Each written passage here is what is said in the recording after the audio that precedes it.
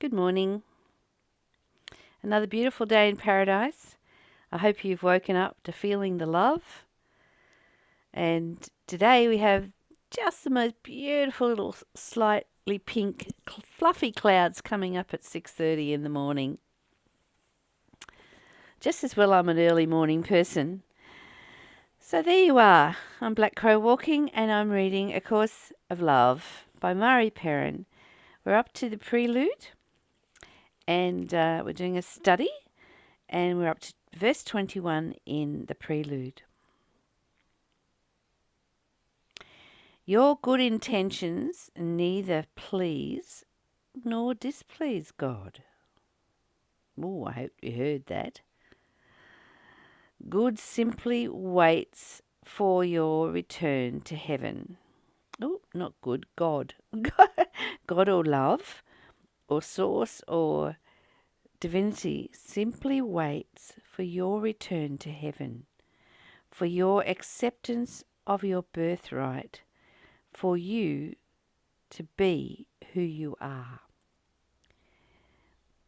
Let's look at that before we go on. Your good intentions neither please nor displease God. Okay, so let's use the word love. Your good intentions neither please nor displease love. How does that feel for you?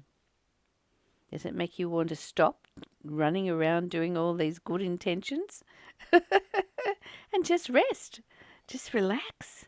Relax into love. Relax into knowing that you are the very essence of love. And when it says God simply waits for your return to heaven, what's heaven? Heaven is everything that you are creating in this moment. And what you are creating in this moment, my beloved, is your future. Because everything you say has power to manifest. And what you say, you get more of. So if you're constantly in negative speech, you get more of that. If you're constantly in loving speech, you get more of that. If you're constantly playing and having joy in your life, you get more of that. And that is how you create heaven. It's a lovely place to be. Well, mine is anyway. I hope yours is. I hope you're moving into the bliss of every moment in love. Another failure to accomplish. Oh, hang on a minute. I'll just go through that again. God simply waits for you to return to your own heaven that you created. I'll just put those words in there. For your acceptance of your birthright. You are love. That's your birthright. For you to be who you are, your true, authentic self, beloveds. You were created in your true and authentic self. You came from your mother, your physical mother, and your earth mother. And your earth mother holds you on this earth the same as your mother held you. Except that your earth mother is always holding you and always feeding you and always providing you with the most beautiful, ecstatic scenery. What are you creating on this planet? What are you creating as she holds you? Are you creating heaven or hell? Every word you say manifests more of that. Another failure, I need a torchlight on this one. Another failure to accomplish lies at the other end of the spectrum, with this concentration on self that seems to have no end point and no limit to the interest it generates.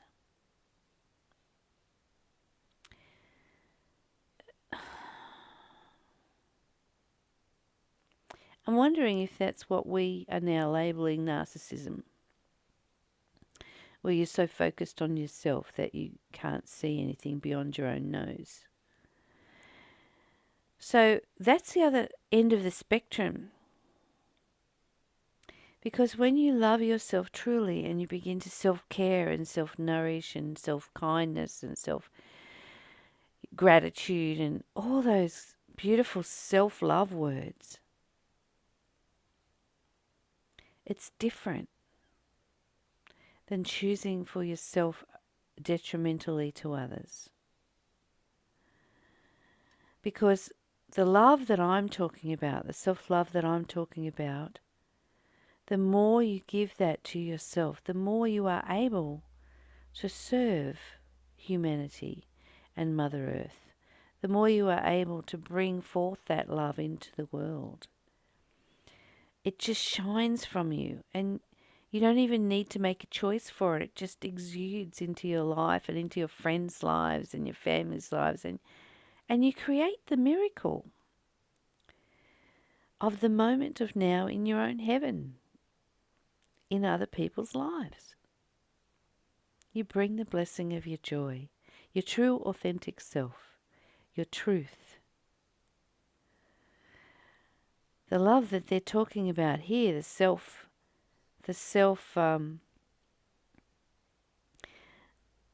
concentrating on the self that seems to have no end point and no limit to the interests it generates, while forgiveness and the release of guilt are necessary, and while recognition of gifts, and while recognition of gifts and what leads to joy cannot be done without, they are the point only to extend to the they are the point only to the extent of making one ready for a new choice. I'm going to read that again because I have total confusion now. My mind just went, which I'm happy for it to do, because chaos is good. Chaos is good because it makes change. So I need to feel into this, which is what this book is teaching us to do. Feel into it and access your knowing. And that's the only reason why I can do this study book, because I feel into the words. I feel into it inside me, and I allow the evolution of that to come forward and into my knowing. And so let's do that with this and see what we can come up with. I'm going to read it from the beginning again, just so that we can get the full context. Another failure to accomplish lies at the end of the spectrum, with a concentration on self that seems to have no end point and no limit to the interest it generates. So I don't know if I got the wrong end of the stick talking about narcissism a minute ago, or whether this is actually talking about the boundless love. So if Karen was here, we could ask her. I'd love to hear your comments in the boxes below about this and what it actually means for you. While forgiveness and the release of guilt are necessary, and while recognition of gifts and what leads to joy cannot be done without, they are the point only to the extent of making one ready for a new choice. Okay, so it kind of seems to be talking about the process where you suddenly wake up to your own journey. You wake up to your own inner journey of love, which actually has no end and no beginning and no limit to the interest it generates. Now that's a totally different way of looking at it now that I'm feeling into it. I think my first interpretation was completely off the air. So we'll cancel that one. And we'll just see if you could take your body off right now and you recognize that this spirit that is inside the body is boundless. It's so huge it fills all the universe because it's not limited. It's not limited to your body. And this energy, this spirit, this beautiful,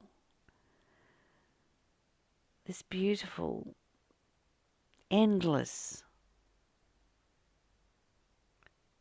divinity that is inside me and you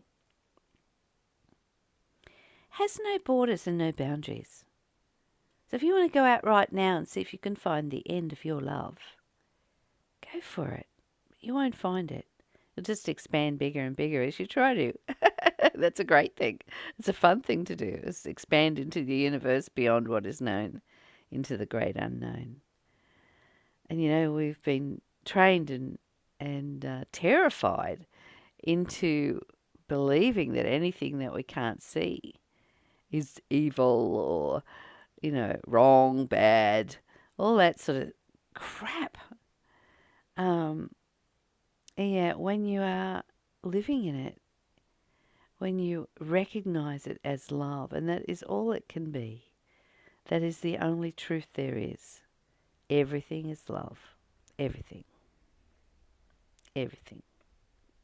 And whether it's an evolution of the personality or whether they're stuck in the egoic mind, they are still the essence of love. And they have the opportunity to wake up. Waking up to love is delicious. Absolutely delicious.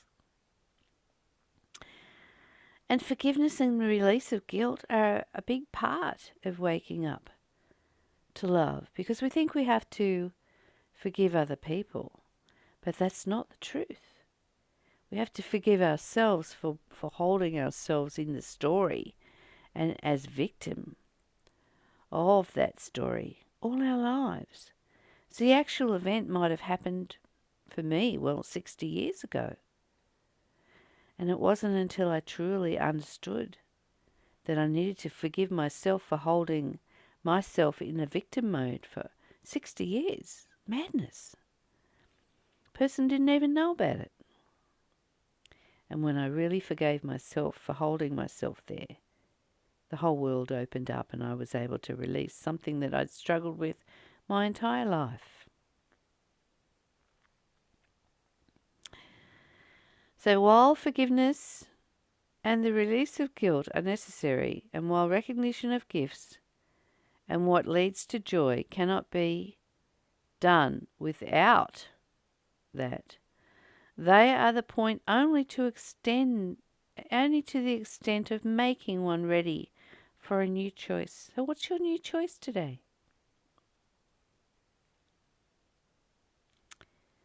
What are you going to choose today to walk in, to create? For me, I'm choosing joy. I'm choosing fun, play and adventure. And I'm so excited for the next moment. Prolonged interest in self can be damaging, as the selflessness of those intent on doing good works. Trying to earn your way to heaven doesn't work. You're already in heaven. Create it. Create it the way you want it. Rather than leading to knowledge of God, prolonged interest in self can further entrench the ego. So maybe I was right in my first analogy of what this interest in self, this narcissistic point of view of the world, when you're so entrenched in that, you're just feeding your egoic mind.